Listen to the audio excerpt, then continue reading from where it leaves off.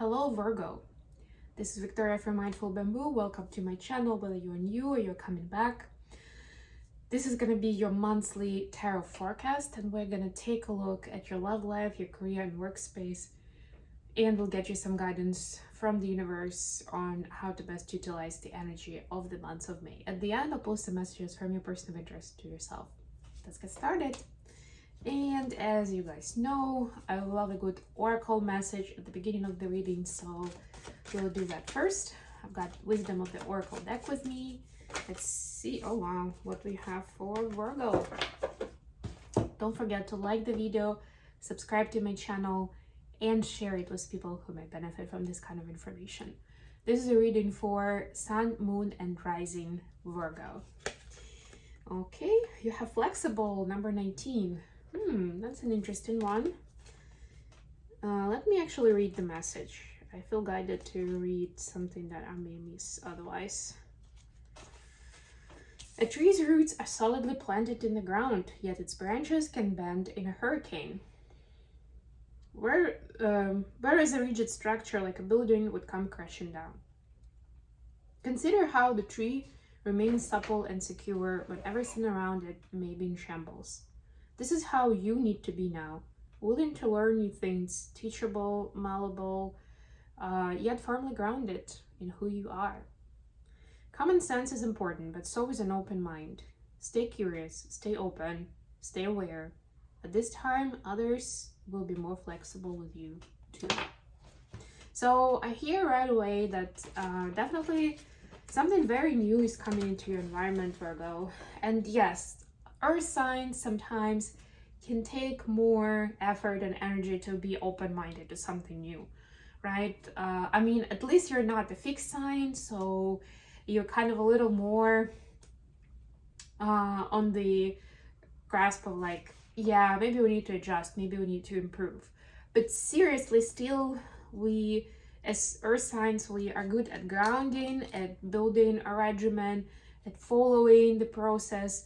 But sometimes we need that extra nudge to stay open-minded and be able to deviate from the original plan. And that's what I feel like you're asked to be ready to do if it's needed, if it's asked. So don't stick to a certain routine just because it was an original plan and we're supposed to stick to it no matter what. Who said that?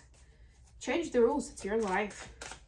Negotiate at the very least, right? Nobody's asking you to turn your back on people with who you made that previous plan with, right? But it doesn't mean that you need to go on with the plan regardless of whether it still makes sense or not. By the way, I just got the new episode of Mindfully Awake out, which is my new show with Bold and Brave TV around mindfulness and wellness. And today we were talking about staying organized and focused.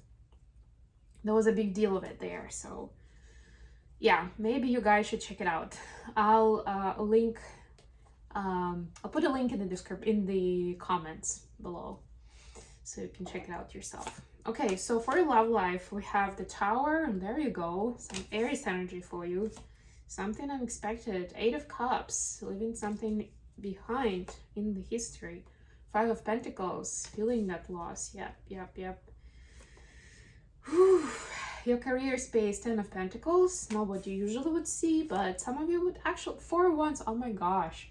Thank you. That's like, I was just starting to say the phrase and this is my confirmation.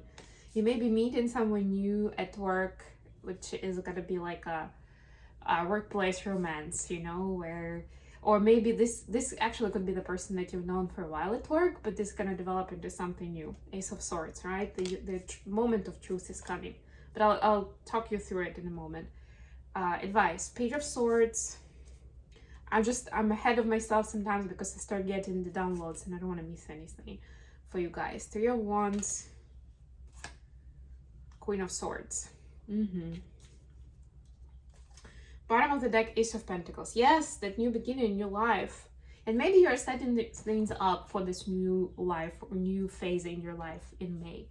Quite possibly, but stay open-minded and stay flexible for sure, because the more you resist and the more you're set in your ways, the louder the Tower is going to strike for you, and the more shocking and hurtful the process would be, right? If you're more flexible, then it's kind of like, it's not gonna damage you as much. And you can look it up online yourself of like this laws of physics, right? And how easier it would be for you to go a certain way, a new way, if you're flexible, rather than you're a tower and you just basically get distracted. This is what we're reading in that message. That's why I needed to read that message to you, right? So really, tower moments depend on you and your energy, meaning they may hit you harder or not as hard depending on how open-minded you are.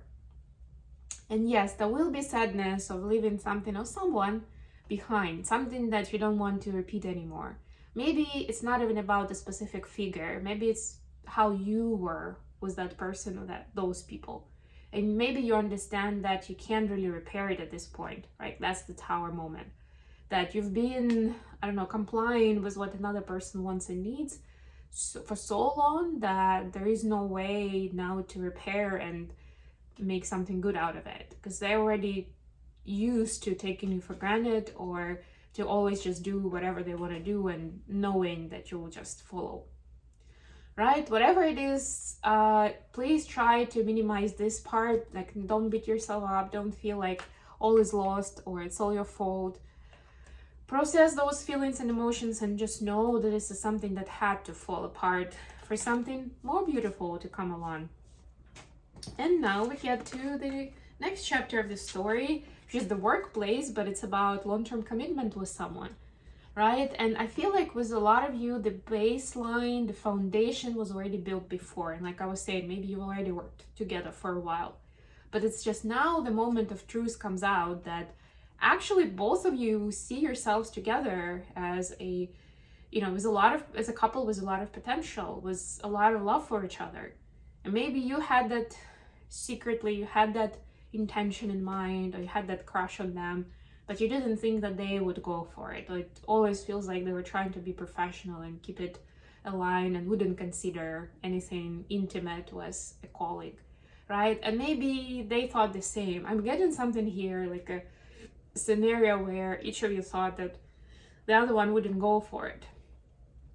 Either because of the work ethics, or because just, maybe you thought that you weren't their type, or they thought that they weren't your type. Something like that, But this is now coming together big time, big time, and it's coming together quickly. Amazing. So your highlight for work life is that, you may start a romance with someone that you're working with. It may also be someone that you're just meeting now. And if you feel that passion, that connection, that drive, don't hide it, don't put it away. And again, think for yourself, stay flexible. And you can always think for yourself, at the very least, what's more important to you. To find a worthy partner that you have that great connection with, or to keep to the work rules but deny yourself happiness in your personal life, right? The other thought here is that you don't have to do that long-term commitment from day one, or week one, or month one. If you are in a work environment and you're new to each other, you can both create possibilities for connection, for getting to know each other better, right? Maybe working on some projects together. And that will already show you, people show themselves very much in those areas, maybe even more so, because there isn't as much pressure of like impressing my potential, partner or my actual partner, and making sure that they feel like I'm the best or I'm a worthy match or whatever. Right? Like, you don't have as much pressure usually, at least not from personal, like soft skills perspective. And that's usually what we assess, right? For personal relationships, I mean. Advice: Page of Swords, Three of Wands, and Queen of Swords. Yeah, so continue setting your sails towards something new and exciting. Continue dreaming about it, feeling it, like walking, marching, sailing, running, driving towards it, right? Keeping that progress, not really being too stuck on the outcome or timing, but just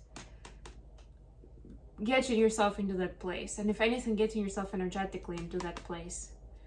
What will help with it is be more firm in your ways. And I feel like Virgo is usually quite firm. and disciplined and organized, but this is also not just doing it for yourself, but doing it with other people too, right? Like setting the same expectations, or at least higher expectations, right? Like, okay, so this is what my non-negotiables are in a trusting relationship. I'm letting you know, and yes, if we align, if we match, it works out for both of us, happy days, great, love it. If not, then I'm sorry, but I'll have to look elsewhere. I'll have to walk away, because this is just not something that I can take, right? Let's just take it as an example, right? For Virgos usually have almost like OCD level of cleanliness, and yeah, let's just work with that.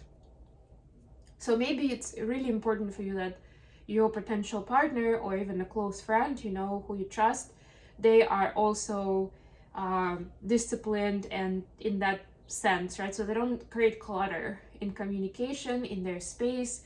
If they come to your place, that they stay clean and tidy, and they help you tidy up, something like that, right? That they are kind of in that mode, and it's important to you, because it just drives you nuts when you see that people are just creating clutter, and you have to clean it up, and they create it again, and you clean it up because you can't help yourself, right? But essentially that's what it looks like if the other person is completely disregarding it, right? So you're like, yeah, no, that is not gonna work, I'm sorry.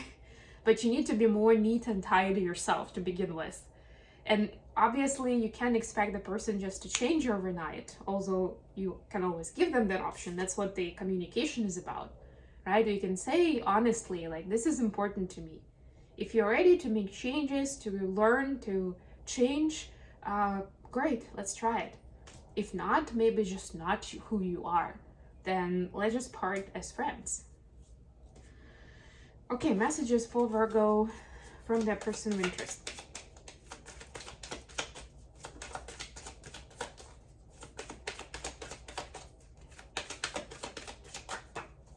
Okay, let's see. The Hermit in reverse, that's your energy. The Wheel of Fortune, beautiful. This is Capricorn. Oh no, not Capricorn, this is Pisces actually. And King of Swords in reverse. So your person is also applying this flexibility in their life. And they don't want to be too rigid, they don't want to be too spaced out in that, you know, the hermit mode where they just do something on their own and not share much with you. They just in their space, in the zone, right? They're coming out of the zone, right? They want to have more of an adventure, more of an interaction with you, right? I don't know which, depending of course on which stage of your relationship you two are, it will look different. Take it how it resonates for you, use your discernment.